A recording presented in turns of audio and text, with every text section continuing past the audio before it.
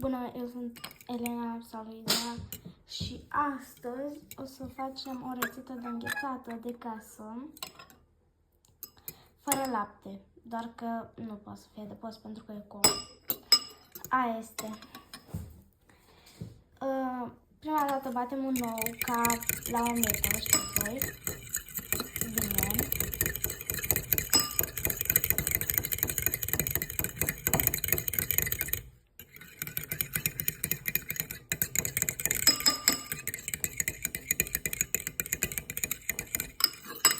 Așa, l-am bătut și acum o să trebuiască să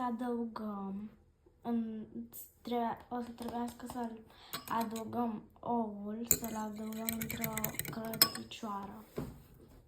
Așa, am pus 500 de mililitri de apă, nu contează să fie caldă sau rece pentru că, na. Acum punem oul amestecat cu 4 sau 5 lingurițe de zahăr pudră sau de zahăr normal.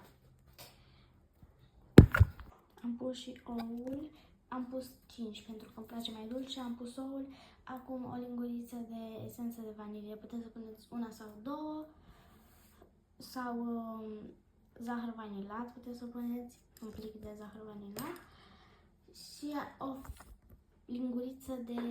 o lingură de fapt de făină. Așa, am pus și făina și tot ce trebuia și esența. Și acum am pus la foc mic. Puteți să puneți la plită sau la plită electrică, cum am eu. Ar fi indicat pentru copii. Sau puteți să puneți la aragaz, doar că sub supravegherea părinților. Așa, puteți să amestecați ori cu o de asta de lemn, cum amestec eu.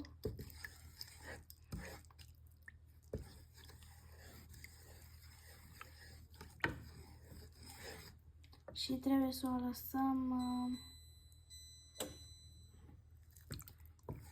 5-6 minute până se formează o cremă și să amestecăm în continuu.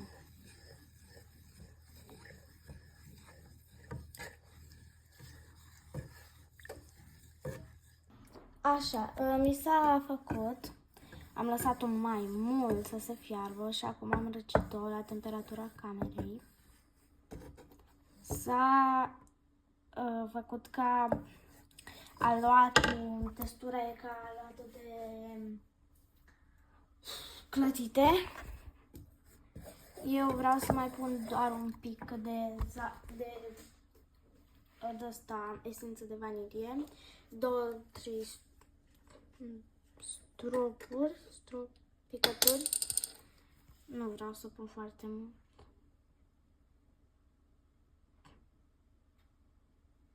Atât. Și o amestec ca să se încorporeze toată. A scăzut, ceea ce e bine, dar dacă voi vreți și aveți mai mult timp, puteți să-i puneți un capac deasupra ca să nu mai scadă așa de tare. Dar eu n-am avut așa mult timp la dispoziție. Și să nu fie apoasă mai deloc, cum v-am zis. La mine are câteva cocoloașe, pentru că nu prea am avut timp să stau cu ea, să stau de ea, de fapt, pentru că trebuie să o amestece într-una, dar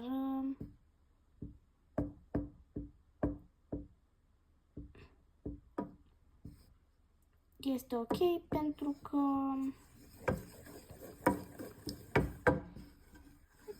nu oricum o să mai fac una azi, dar de banane. Și am făcut aici o pastă ca să se întărească, să o ajut să se întărească, cu o lingură de făină și două linguri de apă rece. Și Și am pus aici dreptat.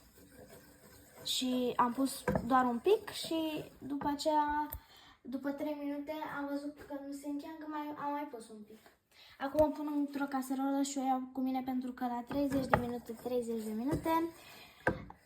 trebuie să amestec în ea. Deci o să o iau cu mine pentru că trebuie să plec undeva. Iar voi puteți, dacă o să stați toată ziua acasă, puteți să o faceți așa. Pentru că trebuie să o las cam 2 ore la frigider pe asta. Dacă făceam de ea cu banane, ce o să fac acum, nu trebuie să o las așa mult, doar ca să se înghețe atât, un pic. Asta e mai pretențioasă și trebuie să o las mai mult, dar presimt că asta o să-mi placă mai mult decât cealaltă, pentru că mie îmi place mai mult ciocolata, înghețată de vanilie decât ailaltă. Cam asta a fost și cu rețeta asta revin cu niște poze să văd cum arată. Să vă arăt și vouă cum arată.